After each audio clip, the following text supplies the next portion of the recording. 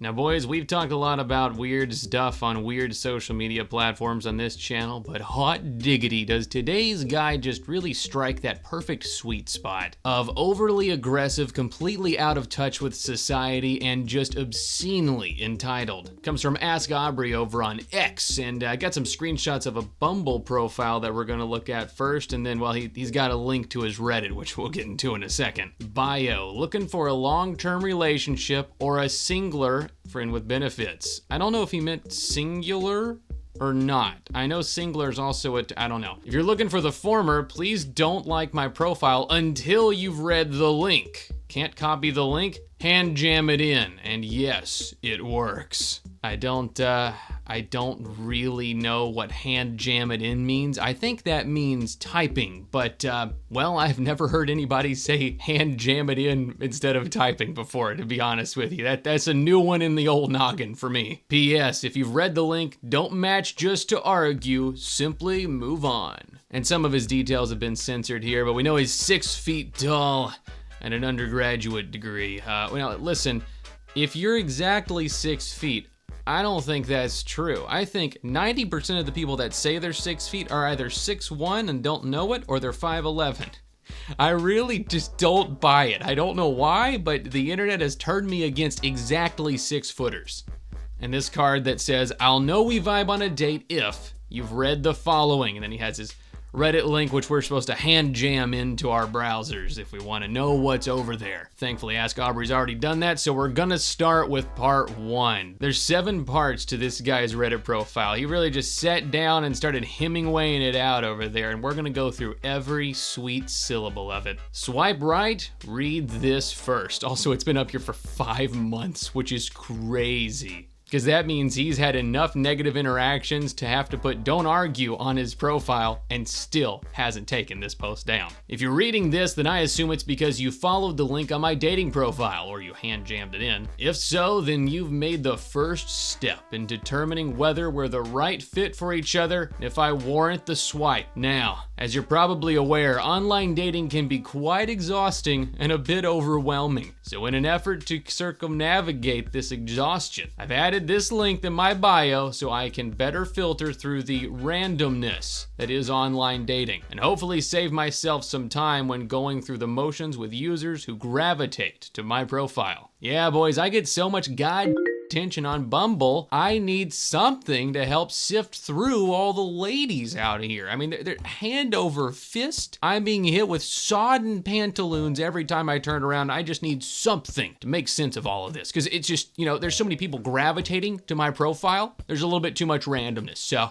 this helps me create a triage of all of the people each other to sleep with me. How do I plan on doing this exactly? By sharing the ideals, expectations, and values I deem important towards sustaining a long-term relationship, and hopefully by doing so increase my chances of interacting with like-minded individuals. I'm sure there's just thousands of those. So let's begin, shall we? Body count. Ladies, if you don't believe body count affects relationships, then I doubt you'd possess the qualities I'm looking for in a wife. Sorry, I should be taking this seriously, I apologize. Studies show that pair bonding becomes more difficult as the number of sexual partners you experience increases. Meaning, statistically speaking, you'll have a harder time maintaining a relationship compared to someone with less of a history of sexual partners. Pair bonding is important and vital in sustaining a lasting relationship, which is why, for centuries, virgins were sought after for marriage. Am I looking for a virgin? No. Oh my God, the relief that just washed over me. We're still in. We're still in. Even if you out there who have been deflowered, well, good news, you still have a chance. But I'm also not interested in reformed promiscuous women, born-again virgins, or women who believe hookup culture is perfectly fine and not detrimental towards sustaining future long-term relationships. If you're not comfortable with sharing your body count, that should tell you all you need to know. If you're not comfortable sharing how many people you've slept with this guy you've just met, you probably aren't going to be his type. Mother's maiden name? Don't want to talk about that either, huh? Got something to hide?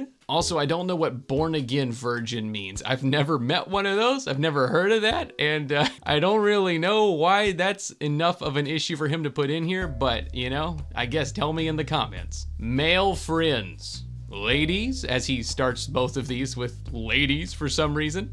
If you have male friends that 1, have expressed romantic interest in you, 2, you've dated in the past, or 3, you've liked romantically or been sexually active with, then I can't take you seriously. If I'm going to commit to a woman, it's not going to be one that's still holding on to past relationships / situationships under the guise of friendship, or one who fraternizes with men whom she knows aren't beneficial toward her pursuit of a relationship. And if you're still friends with your exes, then I suggest you both make up and work your issues out. Now, liked romantically is an interesting one because I really wonder what that means. If it's separate from dating, does that just mean someone they kind of fancy but haven't really ever talked to or anything, or just somebody they find attractive? I don't know. That one's, it's sufficiently vague that you could kind of turn it into almost anything, which I guess is the point. Traditionalism versus 50-50. I've noticed an increase of modern women seeking out traditional men while not being traditional themselves. So I'd like to take a moment to clarify what a traditional relationship means and how that expectation is contradictory for a lot of modern women. All right, thankfully you don't have to know or believe anything. He's about to tell you what to know and believe. You can just rest. Don't worry your pretty little head about it. In a traditional relationship, a man's role was to provide for his woman financially. But that role was reserved for traditional women who stayed at home and tended to the children and household, thus not having finances of their own. Those women weren't career-driven or working in high-earning fields. Most modern day women work a 9 to 5, receive benefits, most likely saving toward a 401k, and are supporting themselves. So how can these same women expect a man to pay all the bills in the house as if they're traditional women who are incapable of contributing towards the very same bills they're already paying for as single women? Most households have partners that both contribute towards bills. So if you're one of those women who pretends to be traditional while simultaneously possessing higher earning careers, please swipe left. I'm sure there's a simp out there for you. Otherwise, expect to contribute towards household bills when the time comes. This seems kind of like a moot point, right? I think most people, the dramatic majority of people, have no issue contributing toward the bills and needed expenses of their house like that they're occupying, especially when you're married to somebody, right? Like that's not a thing you're ever going to run into. It's so weird that he acts like this is a hill to die on when I doubt it's ever a hill he's even had to fight on. Will it be 50-50? Question mark, exclamation point, question mark. Depends on how much you make. If you make 50% less than me, then I wouldn't expect you to cough up half the money for bills.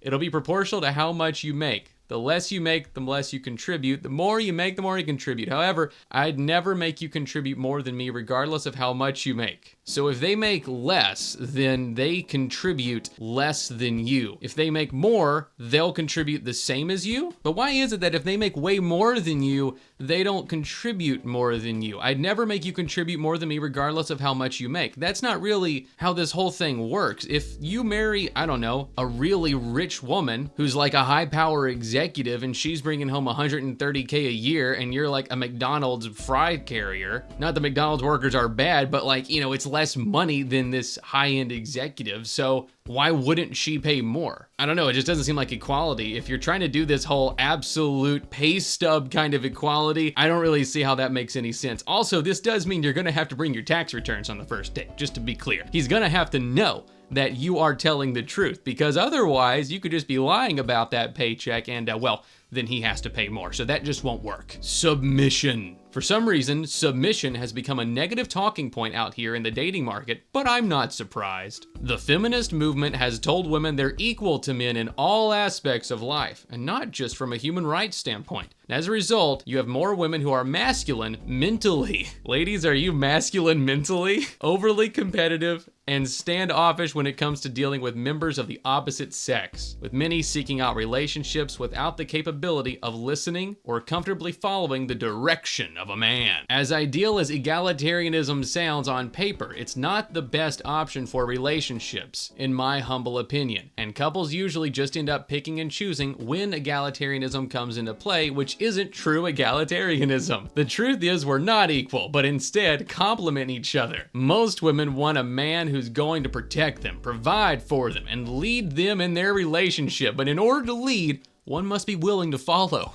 And in order to follow, one must be willing to listen to the direction of another. And that's where submission becomes important. This is a little bit scary, I won't lie to you. This part's starting to get a little bit red flaggy, as if the rest wasn't, I guess. The willingness to submit to the authority of another is how our society functions. And there's an underlying hierarchy in everything we do, and a relationship is no different. Both partners submit to each other in some form or fashion, and there's nothing wrong with that. So if you're a woman who's willing to submit to her man, then continue reading. Both partners submit to each other, but here's the thing. In this relationship, the only submission happening is going to be to this guy. Both are supposed to do it, but listen, you're going to have to do all of it. Loyalty. As simple as this concept should be, the creation of social media has uncovered a whole new threshold of what it means to be loyal. Ladies, we're back to it.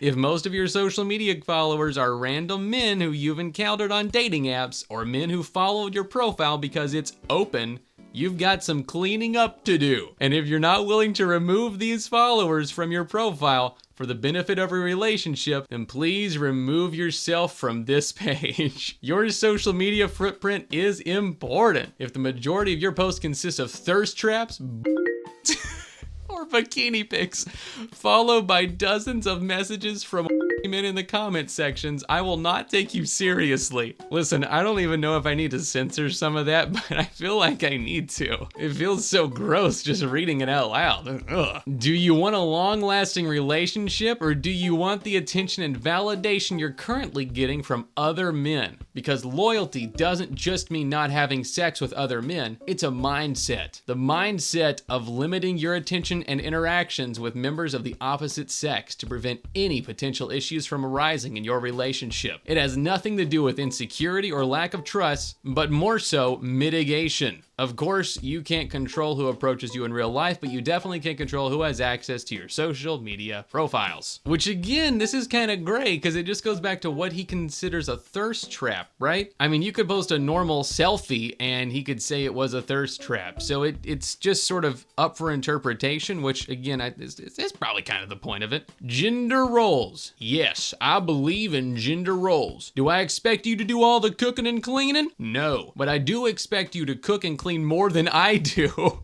As a man, it's my job to protect you at all times, regardless of how I feel. It's my job to fix things around the house. It's my job to cut the grass and shovel the snow. It's my job to fix the vehicles. Do I expect you to help out towards these duties? No. That's my job. But if you don't like cooking or keeping your household clean, then I most likely won't consider you for a long-term relationship. I don't even know, man. You don't have to do all the cooking and cleaning, but you're gonna have to do more than me.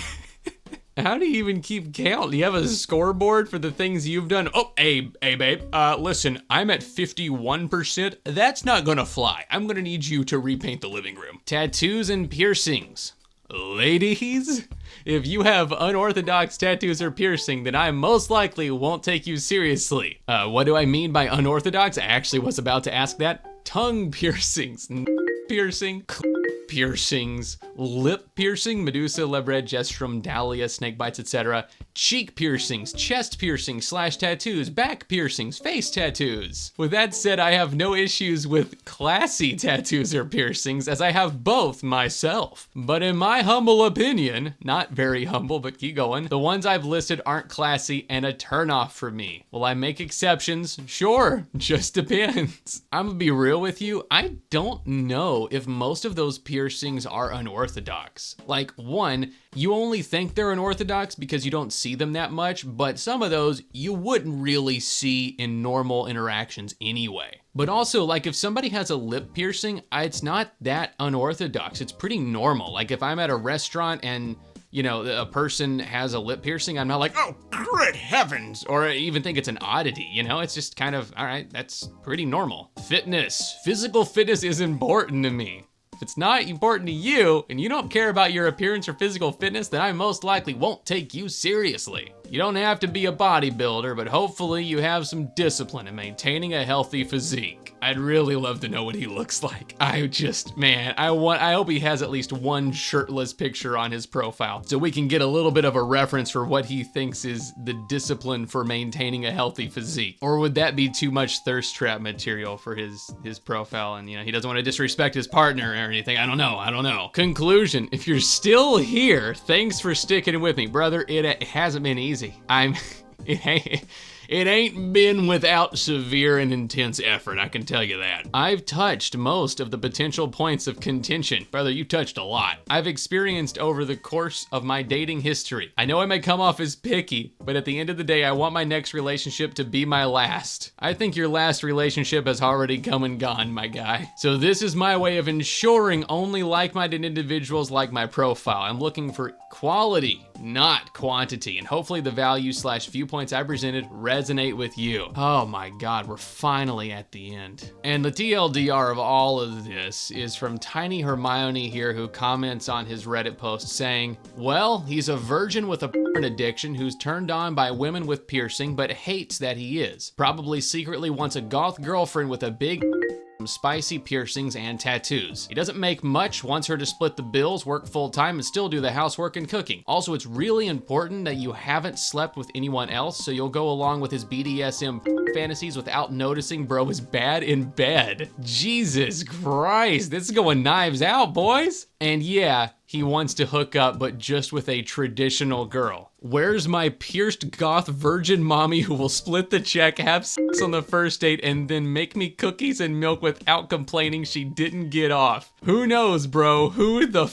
knows? Therapy, please. Well, I guess that about sums it up right there. It sounds like Tiny Hermione had a personal interaction with our boy over here and didn't enjoy it too much, which, you know, none of that's too surprising. Listen, guys, if you're weird, just, well, don't be. You can be a normal person. Like I've said before, you can choose to be normal at any point. Just get your together. It's not that difficult. But if you enjoyed this somehow, subscribe, and well, we'll look at some weird users in the future, because I can't get enough of these. I love this kind of stuff. But until then, I will see you later. Goodbye.